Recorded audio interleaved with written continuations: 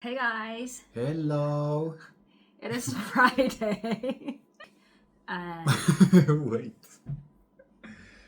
But we're in my room, which we've already filmed in my room.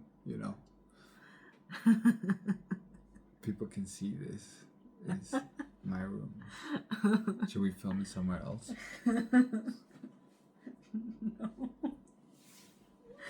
no, no, no. So we're filming for Friday to give you guys an update.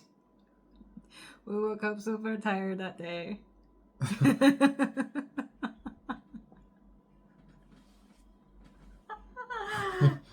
Hello, guys. guys. We are now back in Hong Kong. But we were just too tired and too busy to film on time, so we're just doing a little bit of Catch up. catch up. That is right, thank you. So, bit of an update of what we did on Friday and a little bit of rundown of what happened. We woke up super tired because of all the meetings we've been having throughout the week with all the agents and construction companies, whether in person or online. All the late nights after the meetings are going to check out the properties and brainstormings out as well. And of course, giving ourselves time to process, to meditate, for onsen.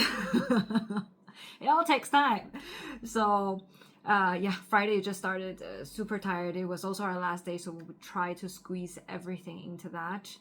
So let them know what we did. Yeah, so Friday was another day full of meetings back to back. It was just literally between 15 minutes between them. But we met with ABD, which is another construction company or architecture firm. They're based in Sapporo. So the owner is called Frank, and we met his intern Nicholas. Very eccentric characters, actually. Maybe the first time actually that we meet eccentric characters in Niseko, Hokkaido, because it seemed like a lot of the other times the people were more corporate or more businessy. They seem more artistic. To say the least. Yes, we had a really long meeting with them, around 2 hours.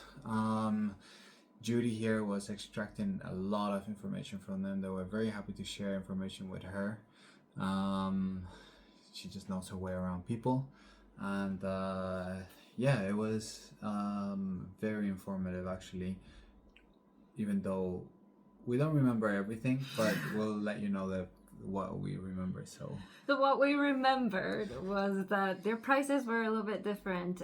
This company, because they are essentially architects themselves, so they just do design in-house, but builders, they also have to source and subcontract. But they were very honest with us in terms of how they price themselves, because they said if it's coming from the architects, then they don't really give you an accurate quotation, because they don't know really how much the construction is going to be, because they don't have the material. They only care about the aesthetics and how it looks, right? So they did say their pricing would be different, and for us to get on a lower budget is probably not the best way forward with them. yeah, to go with them. They also, we shared a lot more. They talked about, we went into the sustainability topic as well, and it seems like people don't really practice sustainability in Niseko, because solar panels is not a great idea because of the snow. I don't know, I still think it could be a great idea regardless of the snow. One thing that we were interested in was geothermal heat pumps, which is essentially a pipe that runs through the ground, and it extracts it just extracts the temperature that it has in the ground, so it's and blows it back into the building. Apparently this is a very expensive method. Um, so apparently nobody uses it, so might consider going on YouTube and learning how to do it, and then just do it myself. Yeah. Yeah, and they also shared that a lot of the rules and regulations got changed this year in April for insulation. So there are some policies that we have to probably double check before we start building it, because they were also suggesting that a lot of things we could do ourselves, which they were encouraging, but to double check on the regulation because they do get changed very regularly, and just as what installation policies got changed just this year in April, which I was not aware of. I don't think they're very up to date with those things online either. Yeah, so the insulation for 2025 is that now you have to have, doesn't necessarily mean you have to have 3-ply glass, but your building, your entire building has to have a quantifiable insulation system, so it doesn't allow much heat to escape or too much cold to go in, and there is a person who comes and checks in on this. They also told us that every few years what happens is that somebody is taking advantage of the gray areas in the Japan laws for construction and buildings, and eventually somebody takes too much advantage. They told us about a guy who was lending his architecture license to another company who didn't have the license, and they built something and they had to demolish it, and the guy went to prison Because it caught on fire. Okay, yeah. Yeah, it and, caught on fire. Some people died. And then basically they had to change the law again. So that's one of the reasons why. It's just there's a lot of loopholes. So that's why they change. Or also there's just catastrophes, like natural disasters. So they will tighten things after they learn. Seems like they just learn as they go. Change much in its regulations. But they also share some other valuable information after we have shared with them our plans, which is, potentially having something F&B because Nico's a chef. They were all very excited about it, actually. And they said that, for those appliances and other equipments, it's also easy and nice to have secondhand stuff, and we can get those from Sapporo City instead of the local ones. You can go into the city for those instead of buying them brand new, because they should still be in good shape in Japan anyway. Yeah, and I think overall they just mentioned to us that their price is different. It's going to be higher if we go through them. You can hire the company to do that project, or you can go and find builders who already have designs and just go knocking door to door. But I don't know, I kind of feel like that's too old school and not really easy for us, not talking Japanese At this point. Yeah. This point, and we're not there at this point to go door to door, so that wasn't that realistic. Yeah. But after that, we had another meeting immediately after. We literally got our food and we weren't even starting to eat yet, and the agent showed up. But this next one, he is a proper traditional local Japanese man. So traditional, first meeting it was just bowing and no handshaking, and it was no English whatsoever, not even how are you. And of course we knew nothing either, so he was gracious enough to we let him know firsthand that we don't speak Japanese, and he also let us know he does not speak English, so we were both prepared to go through this hurdle together.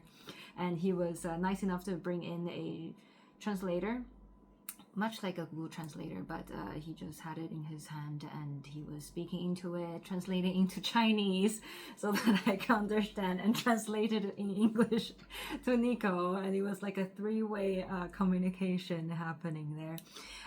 So it was very nice of him. It seems like he did have all the resources that we needed, which was the information on the water connection, the information on the electricity as well. The zoning system, he was not that clear, and he did say that he was going to get back to us because somehow he never heard of that before, but he said he would do some research and get back to us, to which he did later on. He did share that it was not, there was no restriction on it, which is good to build whatever we want. He did have the connections, contacts for scriveners, for the local different lawyers that we needed for taxes, for paperwork and all of that. He also had contacts for local builders and some connections who lived around the area that we liked. So probably make some friends, and one of them was also a builder himself, so he was ready to connect us, which was very nice. We did have to talk to him directly, meaning that we were working with other agents already, and remember from some episodes before we talked about how in Japan we could approach an agent and that agent could potentially represent us for different lands as long as they speak to the other agent and they decide to split the commission. However, for this case with this Mr. Nice plan, he was not ready to settle this commission with other agents, so he had rejected the other offers to collaborate with him so he could stay with all the commission himself. Anyhow, so that's how we had to talk to him, because we had already checked out the land by ourselves with another agent.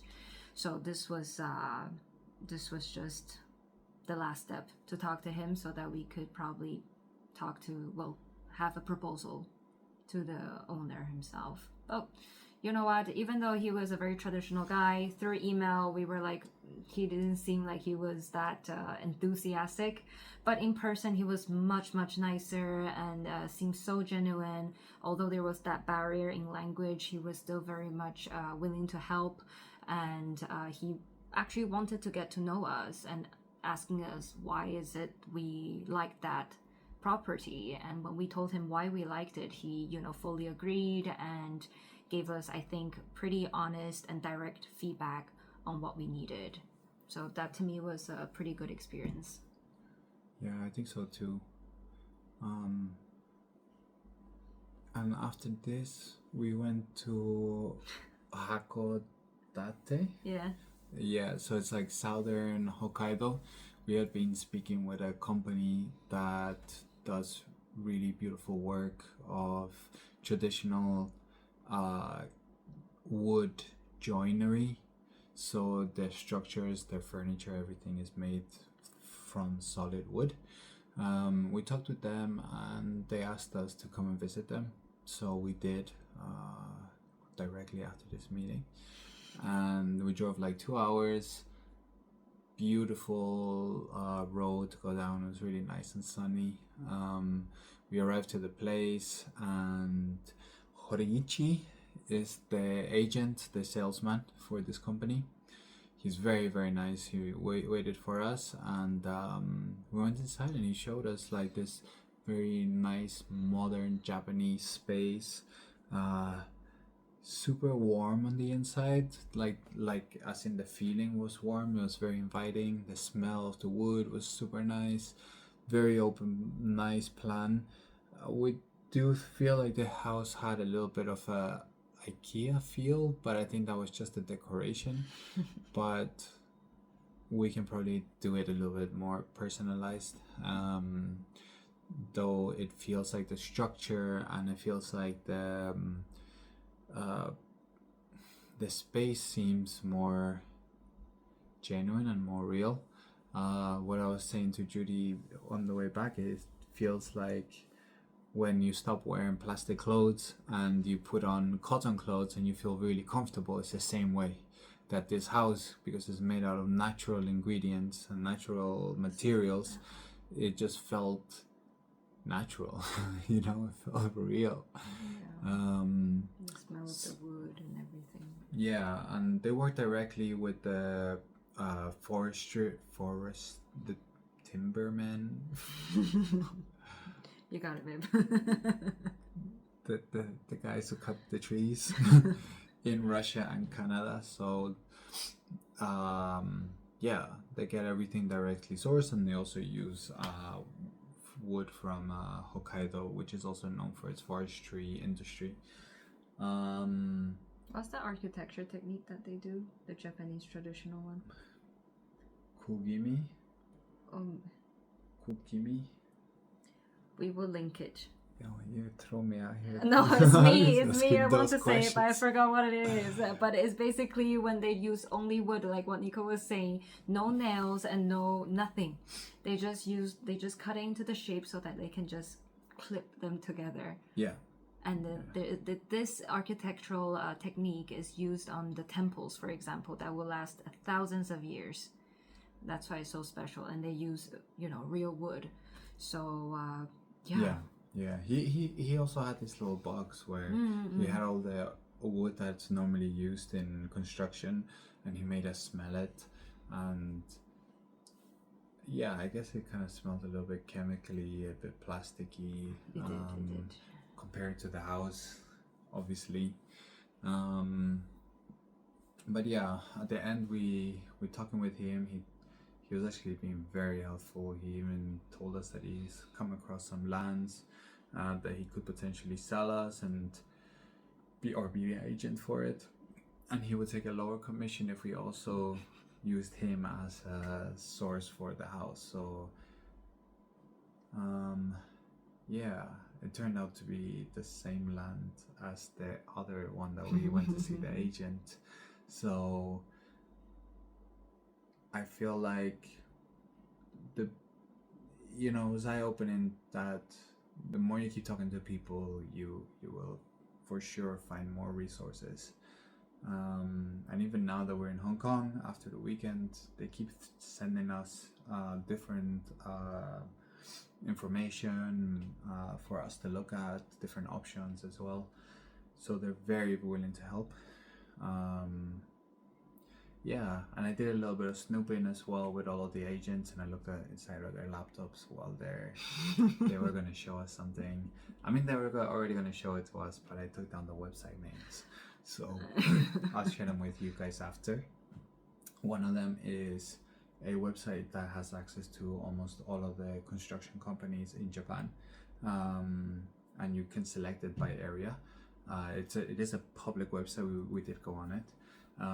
The other one, it has all of the land and basically all the land zoning, and the information of each land zoning, aka if there's water, if there's gas, if there's electricity, all of those things. So you have to be part of it through signing up. We haven't tried it yet, but we will let you know. But it's a great website to have, because something that they value themselves as agents is the fact that they have this information. So insider secret. We don't gatekeep anymore. Yeah. Everything free for you guys. Yeah. Okay, well, that was a longer video, but because it was a long and then the next day we traveled back to Hong Kong and got back here pretty late, and then we had to catch up on our weekend and the rest of the stuff. So yeah, we will do another update very soon on the summary of what we've been gathering from the agents, some of the decisions we need to take, and some more meetings we will be setting up with the local builders and construction companies. And anything else that comes after, we will give you guys more updates as they come. Yeah. Thank you guys. Thank you. Stay tuned.